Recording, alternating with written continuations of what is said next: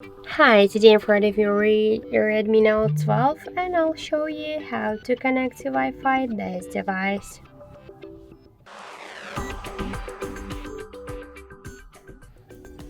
So first let's open the settings and then tap to the Wi-Fi section.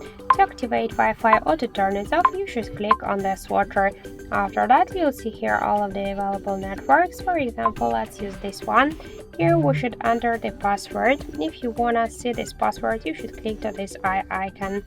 After that, just tap to connect. Wait a second, and now we can see that we're just successfully connected to this network.